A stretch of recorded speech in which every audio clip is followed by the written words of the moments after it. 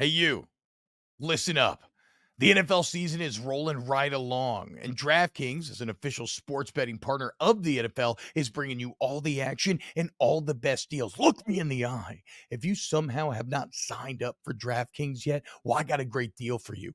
Download the app, use the promo code T-Bob, T-B-O-B, and when you bet $5 on any NFL game, you get $200 in bonus bets instantly, which you can then go play with. But T-Bob, I love snaps, I love you, and I've already signed up. Well, guess what? DraftKings is taking care of all their customers throughout spooky season as you get game day sweeteners the entire month of October. So whether you're new, whether you've been around here for a while, DraftKings is the most fun place to play. It's taking care of you. Again, if you're signing up for the first time, promo code T-Bob, $5 NFL bet, nets you $200 in bonus bets instantly. So let's have some fun watching the games this spooky season. DraftKings, the crown is yours. What's up, everybody? Snaps Thursday, which means a week 6 preview. We'll also have our gambling sit down with Colin Wilson tomorrow. Colin's excellent. He has been spot on about pretty much everything he has told us so far this year. So here's the plan for today. Me and Aaron will break down 3 games. Little Notre Dame, Louisville, that's ranked unranked. UK, Georgia, ranked unranked, and LSU-Missouri, ranked unranked. Okay. You're like, but T-Bob, what are the big boys? Well, guess what? To talk Alabama A&M and to break down Texas, Oklahoma, we got a man who's been in both. We got Trevor Knight joining the program. I always think about Trevor Knight as the Crimson Tide killer back in the day. Because remember, he beat them in that Sugar Bowl when he was at Oklahoma in 2013. And that was when, like, I think it was maybe McCarron or somebody who said something along the lines of, like, a lot of these new guys don't get like what got Alabama here in the first place. It was just a time when Alabama felt a bit less than, at a time when they were kind of nearly unstoppable. And I'm also excited because Aaron has informed me that Trevor Knight's actually beautiful. And to be fair, I don't know what Trevor Knight looks like. I don't think I've ever seen his face. So I'm excited. And he also played for A&M too. So we'll be breaking down both those games with Trevor. Yes. So let's start with Notre Dame going to Louisville here. Another ranked road game for the Irish. And look, so first off, I really love what Louisville's done under Brian Brom here in year 1. I know Brian Brom, this was what I say, Brian, excuse me. Brian is on the staff. That's the OC, his brother. But yes, Jeff Brom's the head coach. But I love what Jeff has done here year 1. That's his, it's look, alumni, kind of the perfect dream matchup. It's why he leaves Purdue to go back to Louisville, and the early results are pretty badass. 5-0, 3-0 in the ACC.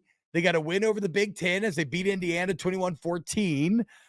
They go on the road to NC State and win 13-10 right at the beginning. Them with offense a lot this year. Jack Plummer's been awesome in a game where they got to have defense. They find a way to win on the road NC State, which is maybe not as hard as it has been, but it's still nothing to turn your nose up if you're Louisville.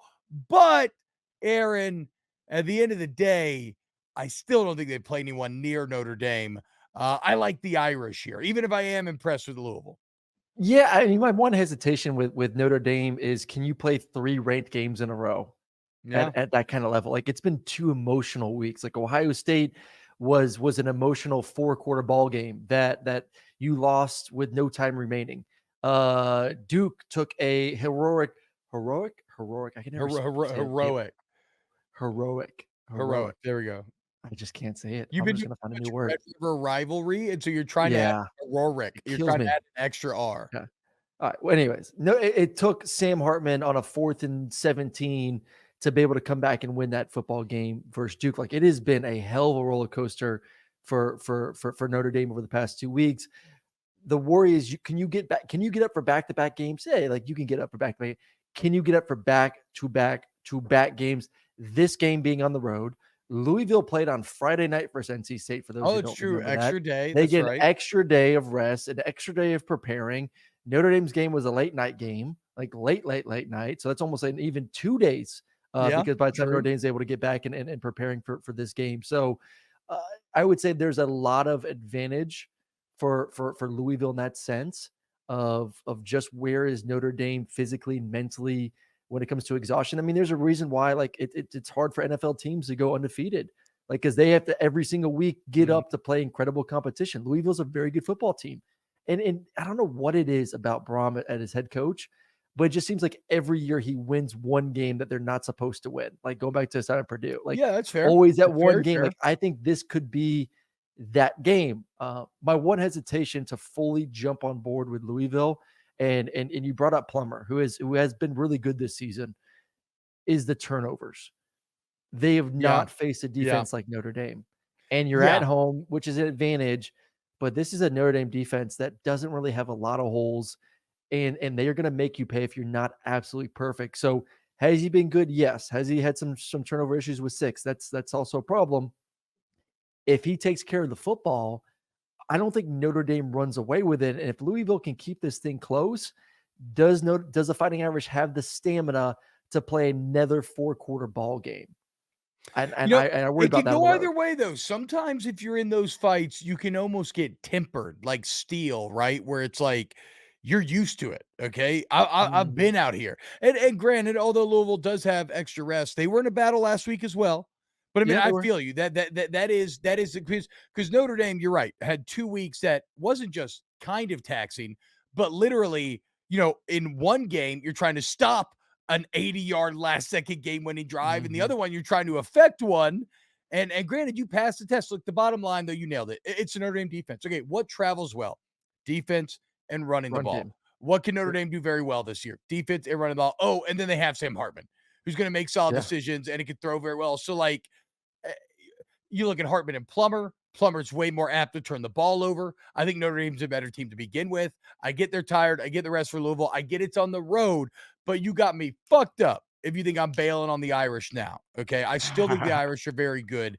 And There's yeah, a I revenge think I factor think for Sam Hartman too. I mean, last year versus Wake Forest, Louisville won 48-21, and that was one of oh wow. his worst games. He threw 3 interceptions in that game. I remember Oh watching it, damn. and a lot of it wasn't his fault. His receivers were horrendous in the game, but Sam was 20 of 35, 271, 1 touchdown, 3 interceptions, like one of his worst career games at Wake Forest. So he's a little bit, extra juice for this one to go out there and kind of get some revenge against the Cardinals. So I think this, I hate you said it, like defense, running game, 100%. But Sam Hartman, I will continue to lean on him. Like, has he played his best football this year? No, but like it's a different offense. I think he's played great, and he was Well, incredible last week in the he's win. Like, playing I well. trust him. I trust him, a guy that's played a lot of football, a veteran type presence to get his team ready for that third straight, I ranked mean, game over the past 3 weeks. let's be clear about this. Sam Hartman, this is not Wake Forest where they're asking him to throw it 50 times a game. He's Yes. averaging 250 a game through the air. He's the 10th highest rated passer in the country. He's thrown 14 touchdowns to 0 picks, 10 yards per attempt. Like he's playing great. Like he's Yeah. playing great. And so you're not going to convince me that he's going to lose to Louisville and Jack Plummer. Great team, what Brom's done, but this Notre Dame team's better. I still think this Notre Dame team may be a playoff team. Give me the I Irish. agree. Next to the list. Last thing on Oh, yeah. revenge tour, for him, was it NC State last year? He threw 2 touchdowns, 3 interceptions. He came back versus NC State this year, and they ended up winning 45-24, Yeah. and he threw 4 touchdowns, no picks. So revenge tour Sam Hartman against the ACC was off to a good start. I think he has another good game this weekend, and they find a way to win. Next on this list, the Kentucky Wildcats traveling between the hedges to Athens, Georgia to take on the Georgia Bulldogs. Mm, And look, this is a massive opportunity for Mark Stoops. Okay. I have yep. shelved the Mark Poops nickname. But if they would somehow win this game, I would shatter the nickname. I would Yes. throw it in the trash, never to be busted out again. Because people talk about signature wins, right? And Stoops has had some. I looked it up today. A few ranked wins, one top 10 win technically, as I believe in 2019, Florida was 10th when they played them. They didn't finish there, but they were 10th when they played them, but never anything close to this. Like people talk about Mm-mm. signature wins, this would be a crown jewel win Yep.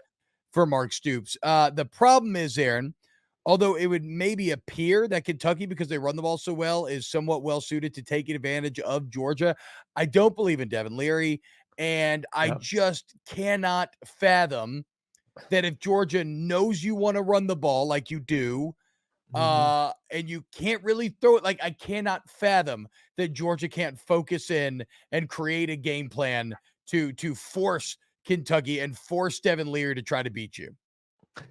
Well, you brought up the name that I want to talk about. It's Devin Leary. Like if Kentucky is going to win this football game, it's up to him. The offensive line has looked much improved from last season. Obviously, Yeah. Ray Davis is leading the SEC in rushing. Like that dude's an absolute beast.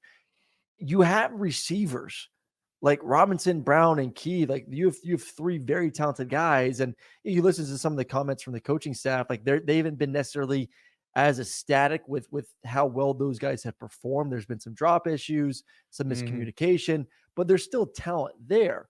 And I've seen enough of an inconsistent Devin Leary not to just say, oh, it's all on the receivers. Like, no, it's a lot of it is on him. And I think for Georgia fans, you look at this offense, you say, okay, they can run the football, but if you're one dimensional, like we'll find a way to win. But if somehow for Kentucky it all comes together this week, if it took just 5 weeks for them to figure out this passing game, which has a very talented quarterback once again and a very talented receiving core, that's a very dangerous offense. That is a very, very, very good offense. So that's the key. Can they put it together? Can they be more than just a hand the ball to Ray Davis and then flip over to the other side of the football? I know there's a ton of Georgia fans that are freaking out after last week. It wasn't pretty on defense.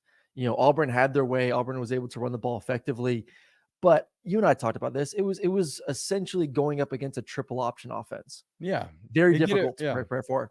This is more traditional. Not saying that Kentucky's just going to get stonewall, but for Georgia, for any defense, it's a lot easier knowing that, hey, there's the running back. They're going to run zone. They're going to run power. We don't have to worry about a quarterback in a triple option scenario. Like Yeah. Auburn presents a lot of eye candy. Kentucky more traditional on the road in Athens. Um, I don't think you're going to see Georgia out of position as much as you did last weekend. Yeah, look, the bottom line is, like you said, the majority of Auburn's rushing success last week came from the quarterback position, Peyton Thorne. And so if you can't stop this Kentucky attack, then I think the Georgia fans should start to ring the alarm bells, Mhm. because they should be, even without a Jalen Carter, like we talked about, they're missing, having a giant like Jordan Davis or Jalen Carter in the middle. But even without that, you should be able Yep. to stop Kentucky. So we will see. For what it's worth, I think Georgia wins, and I think they probably win big. I just want to see him get off Um, to a fast start. Just yeah, I for want to sure. see I want to see what Carson did last week in the fourth quarter. This coaching staff and Bobo and Kirby just say, you know what? The running game has been inconsistent. Let's rely on Carson a little bit. Like if we put the ball in Carson's hand for 4 quarters, what can happen? And I think you're going to be surprised what can happen if you trust him a little bit more. Okay, sure. And next to the list, you got another ranked unranked battle, 11 a.m. in Como. LSU Tigers traveling to take on the Missouri Tigers. Mm. Looks like a shootout again, Aaron. Mizzou's got an awful pass defense. LSU's got an awesome pass offense. LSU, as we discussed earlier in this week, has the literal worst defense in the Power Five, whereas Mizzou is as hot as they have ever been with Brady Cook, Luther Burden, and Kirby Moore calling Yeah. plays. Uh, I don't know that I can sit. I think LSU should win this game, but how am I supposed to sit here and tell you that Yeah. when for multiple weeks in a row, like they were more talented than Ole Miss at every single position? Didn't matter. Okay. Nope. So I don't care that they're more talented than Mizzou at every single position because Mizzou's hot. They're playing at home and they appear perfectly suited to taking advantage of LSU's weaknesses. I it's just it's hard for me to continue to get over the talent difference. But I you know. have to at this point in the season and just kind of say you are who you are. And I know you brought up, Missouri maybe struggling a little bit when it comes to pass defense. Right now, they're giving up 242 yards per game through the air, which is ninth in the SEC. But I had their game early in the season, and they got talent on the back end. Like they really like Chris Abrams-Drain. They like Rakestraw Jr. as well. Hopper is one of the most talented linebackers in the SEC. Like they have talent on that side, and they have length on the defense side of the football. Is it good enough to hold up with the LSU defenders or receivers play in and play out? Probably not. but is it good enough to maybe keep LSU in the mid to high 30s to give yourself a chance? I Yeah. think so, especially being at home. Um, I I'm think just glad LSU this game's squeaks at this one 11 out. a.m. I'm I glad this think game's at yes, 11 a.m. I agree. because if it was nighttime in Como, that could be way worse Oh, for the Georgia LSU fans know about Tigers. that one. I think LSU finds a way to squeak it out. Listen, Brady's been awesome taking care of the football. Obviously, he broke the record, most Yeah. attempts without interception, 11 touchdowns, no picks this season. He's been great, 75% completion. Uh, to me, it comes down to can you force him to turn the ball over? And I think that's going to be you can't give Luther Burden space. Teams are scared as hell of Luther Burden, and I get it. And LSU, you know, hasn't shown us anything where they shouldn't be scared of Luther. But if you're just going to play 10 yards off and let him catch the football, Oh, he's great size, he's physical, and he's athletic as hell in the sense of like he doesn't go down one on one. Like well, I would rather lose to Luther Burn on a 20-yard, 25, 30-yard pass down the field than just give up 5-yard hitch routes that he turns into 15, 20 yards. well, Make Brady Cook beat you down the field.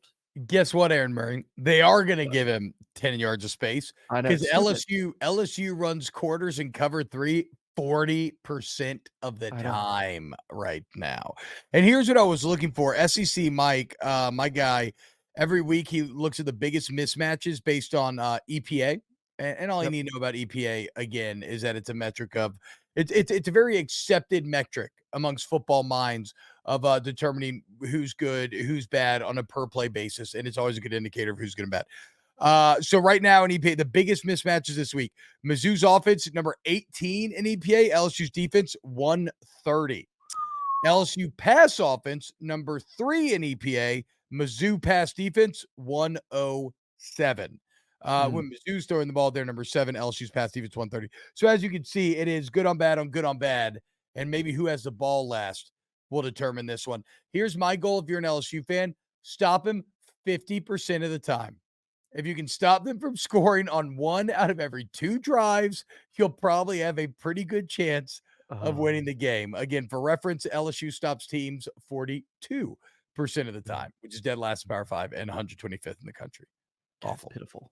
Awful. Absolutely pitiful. All right, that'll do it for the beginning of the preview show. We got Trevor Knight coming up to preview the big boys, Triple R in Dallas, the Red River rivalry, and the battle between the Tide and the Aggies going down in College Station. Trevor Knight coming up next. Yo, what up, y'all? Welcome back. We're continuing our Thursday breakdown of all the games. We just talked Notre Dame, Louisville, Georgia, Kentucky, LSU, Mizzou, but now it's time to get to the big boys, Triple R, the Red River rivalry, and Alabama and A&M. And it's our pleasure to welcome in a special guest who's very familiar with a couple of these programs, and that is the Crimson Tide killer himself, Mr. Trevor Knight, Super Bowl MVP and champion. Trevor, what's up, dude? What's up, guys? Glad to be on. And we do have a couple of big games this weekend. And the one down in Dallas is certainly one that I always look forward to every year. But there's just so much surrounds the game that makes it one of the best college football games each and every year in the country. And so it's even better this year, Trevor, because both teams are actually good. Both teams undefeated. Both teams are looking like the clear favorites in the Big 12. Both teams with head coaches that had a lot of questions entering the season. Now both fan bases fully believe. But take us behind the scenes, because you mentioned all the kind of extra, the accoutrement, just everything going on around the game. What's it like playing in the Red River rivalry? Well, there's some really big rivalry games across the country, right? And so I'm biased, and I'm going to say that this is the best, just because there are some Mm, things about it that make it so unique. And I think the biggest one is the perfect 50-50 split right down the middle, That's orange badass. on one side, crimson on the other. And because of that, the energy when you're playing on two halves of the field is unmatched. You've got extreme positive energy, makes you feel like you're floating on one half of the field. And then you cross the 50-yard line, and it's like the weight of the world's on your shoulders, right? But everything that goes into the week, school gets out early on both sides. People are headed to Dallas to start all their sorority and fraternity parties and all the hoopla that goes on around the game. Even grade school kids are getting out of school so they can go down to the game, right? Mhm. But I think what's unique about being at OU is you get to actually physically cross the Red River on the way to Dallas. And so That's sweet. adds a little something to it. There's a lot of kids from the state of Texas that go to OU, a lot of kids from the state of Texas that play on the team at OU. So there's tons of bragging rights that go into it. But the second you get into Dallas with the police escort, you've either got people banging on the bus, screaming for you in support, or you've got middle fingers flying and people just saying F you every time they see you. So it's a pretty special deal. I will agree with you on the 50-50 split, because there's obviously, we talk about Georgia, Florida a lot, and we'll talk about that game here in a few weeks. And Kirby's pushing it to go from Athens to Gainesville, home and home kind of situation. But like, there's just so much energy and excitement when you got that 50-50. It's rare. There's only 3 games that do it in college football. You guys being one and us being another one. So, and then Army Navy at the end of the season. I want to go to just the rivalry in the sense of, at times certain teams are better. Like, to me, I look at the rosters this year, I kind of feel like Texas has the better roster, but does that even matter in a game like this? Have you ever experienced where maybe OU was far superior, but yet it was a closer game, or vice versa during your time? All the time, right? I mean, you can go to this game and one can be completely unranked and having a down year, and the other would be number 1 in the country. And the team that's supposed to be better and supposed to win could lose the game by 4 touchdowns, right? I mean, that's what a rivalry game's all about. However, this year specifically, it quite honestly, it's pissing me off, right? Yeah, get it, Trevor. Lean Yes. into it. Fuck him. Yeah. Fuck Texas. Tell him. Hey, don't get me wrong. I think Texas deserves a lot of credit. They're a good football team. They've got a ton of weapons. They absolutely deserve to be where they're at and in the conversation, but they haven't been relevant in this conference in a decade outside of 1 year. And every conversation that I'm hearing is like, OU, come down and join us for college game day. We're the team to beat this year, right? It's like, wait, hold on. We've won, I think, 14 Big 12 titles, and you guys have won 3. You haven't won a Big 12 title in well over a decade. OU's won 7, and it just – they're making us feel like little brother, and it pisses me off. Now, again, give credit where credit is due. I think Quinn's played really well, and I have bashed this kid to the end. I went and watched him play at South Lake Carroll here in the DFW area. I didn't like his demeanor. I didn't like his approach to leaving early and going up to Ohio State. I said he'd never play a snap there, and I think he handed the ball off like twice before he transferred. I think Sark's done a great job with him, and he's rose to the occasion. He's playing good football. However, I think OU's got a lot more in the tank than what people are giving them credit for. It's still the University of Oklahoma, right? Mm-hmm. The defense is incredibly improved from last year, and that's Brent Venables being one of the best defensive minds in college football. And we saw that in his tenure, both at OU long ago and at Clemson. And then people don't give number 8, our quarterback Dylan Gabriel, enough credit. The guy's playing at an elite level. There's a couple of series or drives that you could take out, and you're like, man, this guy deserves maybe some accolades if he keeps playing like this, right? So, I think it's just so lopsided with everybody jumping on this. Texas is back. Texas beat Bama, which we can get into that too. I think Bama's a little down, but it just, quite frankly, it's pissed me off, all the headlines of, hey, come join us. Oklahoma, you guys are certainly little brother in this one, and I don't think that's the case. Yeah, it's kind of, I said it yesterday. Texas has a bit of a prodigal son sort of feel, where they've been fucking around and doing drugs and partying and been irrelevant for years, but now all of a sudden they're sober. They got some positive men. They show back up, and everybody's ready to slaughter the fattened calf for them. Okay, well, you know what? No, I don't want it.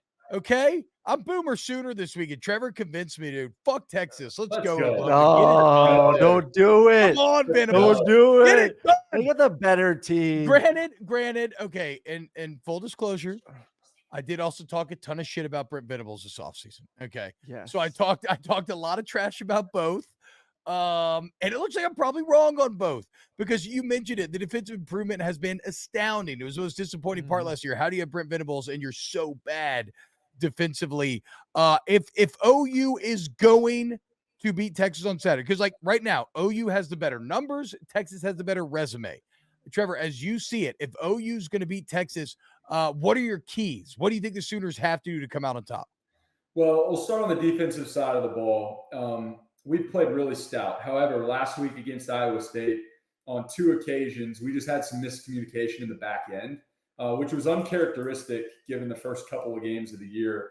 And so, like any big game, if you're going against, number 3 in the country, you've got to be sound in the back end on the defensive side, right? You can't allow them to have easy, big-time plays or easy explosive plays that lead to points. The other thing is one of the areas that I'd like to see us improve on the defensive side is just getting pushed, right, in the trenches. We've done a decent job, and we've got a lot of tackles for loss, but I think we can take another step up in this game and really put pressure on Quinn. If he has pressure on him, he's not going to be able to get the ball out to those playmakers on the outside quite as much. And that's pretty typical, right? Like, get pressure on your quarterback. Yeah. Y'all would know. It's a big key. So we've got to play great. We've got to play great on the defensive side of the ball and not allow those big plays. And we've been able to force a lot of turnovers in the back end. So stealing a couple of those is going to be huge as well. Now, on the offensive side, we've thrown the ball with a lot of efficiency. Our wide receiver room has really stepped up. That was my question mark coming in the year. But guys like Andrell Anthony, the Michigan transfer, has come in and taken a huge step up. Jalil Farouk is a mainstay. Drake Stoops, son of Bob Stoops, is a really good player. And so we've had that group step up, and we're throwing the ball efficiently. And we talked about Dylan Gabriel and what he's been able to do. But the key to the game on the offensive side is running the football. The O-line has played mediocre at best, and we just haven't been able to establish a solid running game. We've been rotating really 4 guys in. There's been some injuries, right? We haven't found our bell cow, but I think last week against Iowa State, we rushed for 3.8 yards a carry. That's not going to get it done in this football game, right? So defensive side, take some balls away, create some turnovers. And then on the offensive side, we got to establish a ground game and keep number 8 protected. Yeah, it's it's probably the most impressive part about Texas compared to other years is they appear to be much better in the trenches. So we will see. Horns down. Always, Trevor. That's how horns we up. do it. Sorry, Let's Trevor. go, dude. Horns up. Horns down. That's right. Trevor, how about this? The other game we wanted to talk to you about was Alabama A&M. Obviously, you also have experience playing at Texas A&M, but real quick, I got to ask you about Bama because in my mind, you've always been the Crimson Tide killer. As you know, Bama's coming off those back-to-back natties. You're squaring up with them in the Sugar Bowl, and you beat that ass. 4 tuds of the night, Sugar Bowl MVP. Take us back to that night. What did it feel like to stick one on Nick Saban? And that was them at the height of their powers in a lot of a way. How what was that night like? I mean, you guys know this. It was an awesome night, right? Obviously a huge win. And I think the Sugar Bowl is such a great bowl venue because New Orleans is fantastic. Once you get to your hotel, you're walking to Bourbon Street, and Bob Stoops let us out. Like, our curfew was really late. Yeah, we used to do the same thing. I feel like they don't do that anymore nowadays. They used to let you run wild, dude. I want to say our curfew the first 2 nights was like 1:30, which is pretty good. Like, you're not getting the close, although nothing closes there all the time, right? But you're not getting the closing time. But it was pretty late, and he was a lot more relaxed than I thought he was going to be, and we had a blast, man. I mean, it was just a great week. And then, all the fans that you're interacting with on Bourbon Street, and then they're walking over to the stadium. So it was a great venue. And then I was a young guy, man, so my head was still kind of spinning. It would have been a little bit of an up and down year. I started the year, then Blake Bell came in for some time, played really well. Then he got hurt, and I came back in. So it was kind of like, I didn't know my own identity yet, and we didn't know our identity as the team. But quick story from the game, and you guys will appreciate this. You always, on the offensive side of the ball, right, you're game planning for the game, and you have your top 10 plays, right? That's the first play you're going to run in the game, and then situationally, if everything went perfectly, which it never does, you're going to try and run those first 10 plays. I think we ran 9 of the first 10. in that game because Kirby Smart was the DC, and he came out. We didn't know if he was going to change a lot of things, and he took the mindset of, we've got Landon Collins, we've got Clinton Dix, we've got CJ Mosley. Wow, those are some names. So we're just going to do what we do. And I felt like we had a great plan going into the game, and the looks that they gave us all year long on film is exactly what we saw, and we were just able to hit a bunch of those big plays. So we played really good on offense, but our defense had some turnovers. We played well in special teams. It was just one of those nights where it seemed like everything was going your way. Hell yeah, dude. So you brought up earlier that you obviously don't think Alabama's the same Alabama that we've seen over the past decade. I think we can all kind of agree on that. Mm-hmm. Do they still have in your mind the same intimidation factor? Like, are teams walking into the stadium? Is A&M, I know it's at home, but even looking across that field saying, oh my God, that's Alabama? Or are they just essentially mortal nowadays where people aren't all struck by the A as much? I think people were still awestruck. I mean, I think the A&M team is sitting there going, okay, we got the big dogs coming to town, and they've deserved that title, right? I mean, they still have that title. I know, Aaron, you obviously would argue that Georgia has that title more than them, and I would agree, but they're still Alabama, and it's going to be a tough game. However, they are mortal, and I don't think it's just this year. I think they were halfway mortal the last couple years. Yeah, true. A guy by the name of Bryce Young was a Band-Aid to that, right? I mean, absolutely. What that guy was able to do to kind of overcome some of their down spots was incredible. So now you've got Jalen Milroe. He's incredibly athletic. He's hitting his own right now, but coming into the year, he wasn't playing quarterback yet, right? Like he didn't have the ability to completely take over games.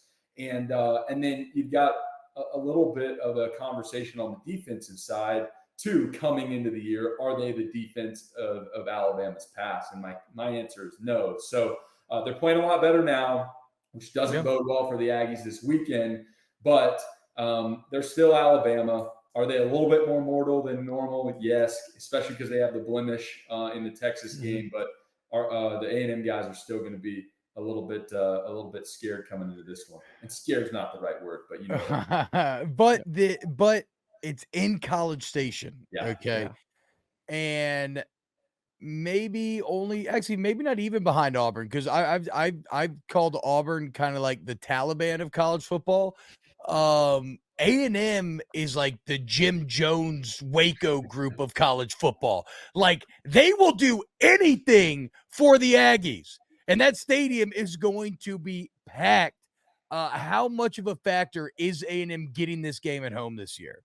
It's huge. I mean, I'd argue Kyle Fields is certainly in the top 10, maybe the top 5 venues to play at in college football, just because of what you said, right? A&M, the culture of A&M is, man, we're traditionally 7, maybe 8 win team, but we're going to act like we're national champion every year. By the way that we stand all game, you support your colors regardless. And so you got 100,000 plus strong that's going to be rocking there, 2:30 kick. I wish it was a night game, but it's a tough place to play, right? So flip the script. If this was in Tuscaloosa, I would feel less confident, obviously. Yeah. The fact that it is at Kyle Field gives us certainly a little leg up there. So I look at this game and I look at the quarterbacks, and both quarterbacks have had issues with turnovers. Max with some fumbling. I wouldn't say necessarily interceptions as much, but there are turnover problems. You look at Jalen on the other side, Milroe, and there is turnover issues with him too. This is a game of who can take care of the football, because both these defenses, as you know, are elite. Who do you trust more in the situation when the quarterback's a backup quarterback who's now starter, or Jalen Milroe, who's started 6 games in his career? Yeah, I mean, obviously, when you've got a starting quarterback, and you mentioned kind of the up and down to the start of the season, but he's your starting quarterback, and they're riding with him, and he's got so much talent. I mean, I would give Jalen Milroe the edge in this one, right? Just because what he's capable of. However, at A&M, I am extremely thankful that we have a guy in Max Johnson to be your backup, right? Mm-hmm. It hurts us that we don't have Connor Wigman to play in this football game. I think Connor Wigman could go on to have an absolutely fantastic career over the next couple of years once he heals up. and he was showing some of those bright spots early on this year. But Max Johnson's shown, especially this past week against Arkansas, that he has the ability to lead the team down the field, to make the plays that he needs to make. It'll be a huge test for him. We'll see what happens, but I make it ream for this. I would just give Milroe a little bit of the edge right now in that matchup. So, Trevor, obviously, you are horns down from multiple angles. A perfect day for you Saturday. Oklahoma wins the Triple R to start. A&M then beats Alabama in College Station. Ipso facto, the Texas win over Alabama takes a ding as well. What is Trevor Knight doing Saturday night if that comes to pass? So I did a little, you could call it a poor job or a great job of scheduling this year. I didn't look at the schedule, and I committed to go down to A&M Bama. So I will be at in College Station, which will be awesome. But it's a lose-lose because I won't be at the Red River rivalry, right? So I have always wanted to, because the RRR is in the morning, go to that and then hop in the car and drive to College Station if it was a night game. That won't work out. So I'm going to wake up Saturday in College Station. I'm going to find a place to have a couple cold ones and watch the first half of the Red River rivalry. Hopefully we get out to a big lead.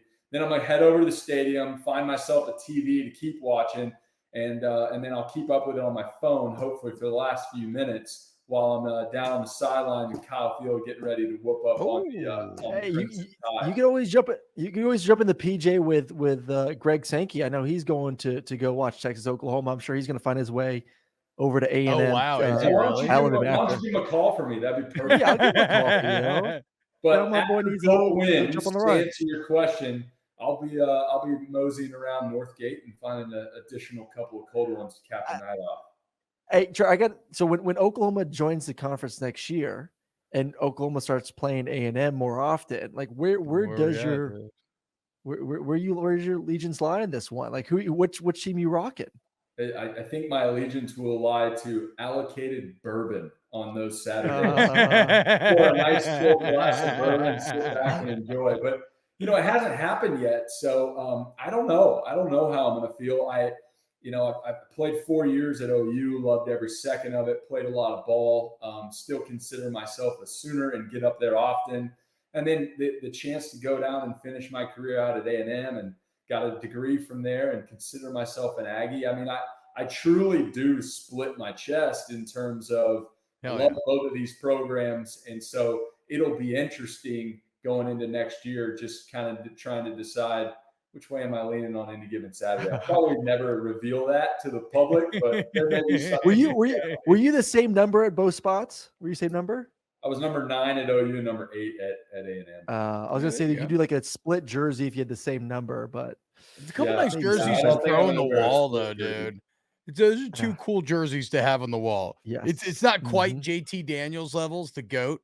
I wish he would have gone to a better school to Rice and finished it off, but those are two badass ones for the man cave. Trevor Knight, a man who's got a lot on the line on Saturday, right? It could go 50-50. You could be purely ecstatic, or you could be purely depressed, but that's the beauty of college football. Trevor, thank you so much for joining us, man. Thanks, guys. Have a great weekend. Enjoy all the great games. We'll talk soon. Hell yeah. All right.